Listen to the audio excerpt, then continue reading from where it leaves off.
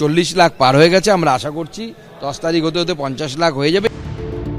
সদস্য সংগ্রহ অভিযানের শুরুর দিকে কেন্দ্রীয় নেতৃত্বের অসন্তোষের মুখে পড়তে হয়েছিল বঙ্গ বিজেপিকে, কিন্তু শেষ অবধি স্কোরবোর্ড দেখে কিছুটা হলেও সন্তুষ্ট তারা। বাংলায় 1 কোটি সদস্য সংগ্রহের লক্ষ্যমাত্রা দিয়েছিলেন অমিত শাহ।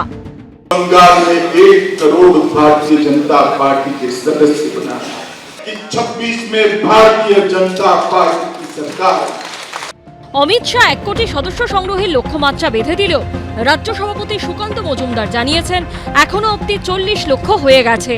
10ই জানুয়ারির মধ্যে তা 50 লক্ষ পেরিয়ে যাবে বলে আশাবাদী তিনি। অর্থাৎ মেরে কেটে মূল টার্গেটের হাফ ক্রস করতে পারে রাজ্য বিজেপি। কোথায় বাড়ি, কোন পাড়ায় বাড়ি, কোন বিধানসভার মানুষ, সমস্ত তথ্য আমাদের কাছে আছে।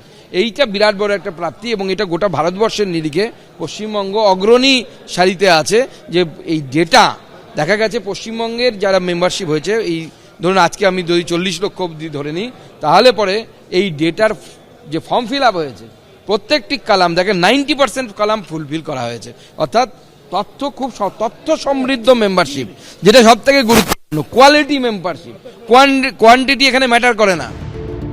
বঙ্গ বিজেপির দাবি, প্রথমে আরজিকর আন্দোলন এবং তারপর দুর্গাপুজো চলে আসায় তাদের সদস্য সংগ্রহ অভিযান দেরিতে শুরু হয়। গোটা দেশের তুলনায় প্রায় 1.5 মাস পর শুরু হয় কর্মসূচি।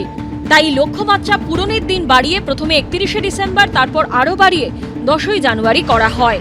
শনিবার সেক্টর 5-এর একটি হোটেলে বৈঠকে বসে বিজেপি নেতৃত্ব। বৈঠকে ছিলেন সুকান্ত মজুমদার, বঙ্গ বিজেপির কেন্দ্রীয় পর্যবেক্ষক এবং বিজেপির সর্বভারতীয় সাধারণ সম্পাদক সুনীল বনসাল, বঙ্গ বিজেপির কেন্দ্রীয় সহ পর্যবেক্ষক অমিত মালব্য, রাজ্য বিজেপির সাংগঠনিক সাধারণ সম্পাদক অমিতাভ চক্রবর্তী, সাংসদ শ্রমিক ভট্টাচার্য সহ অন্যরা। বিজেপি সূত্রে খবর, সাধারণ সদস্য সংগ্রহের পাশাপাশি শুরু হয়েছে সক্রিয় সদস্য সংগ্রহ। যারা 50 জন সাধারণ সদস্য যোগদান করাতে পেরেছেন তারাই সক্রিয় সদস্য হতে পারবেন। সদস্য সংগ্রহ করছে, যারা মিসড কলে সদস্য হওয়া যেত, তারপর তাদের সদস্যদের কীর্তিকলাপও আমরা দেখেছি।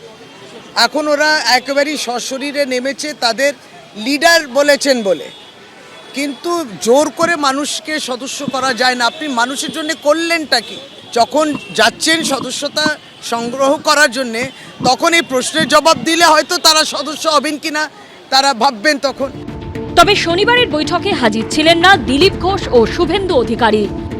সাংগঠনিক বিষয়ে সব মিটিংয়ে সবাইকে ডাকা হয় না, তাদের নিজস্ব প্রোগ্রাম আছে। দেখুন, সভাপতির নেতৃত্বে সাংগঠনিক বৈঠক হয়, বাকি তাদের সাথে আমাদের নিয়মিত কথাবার্তা যোগাযোগ চলছে।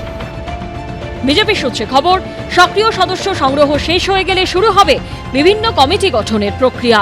শিবাশিস মৌলিক ও সুদীপ্ত আচার্যর রিপোর্ট, এবিপি আনন্দ।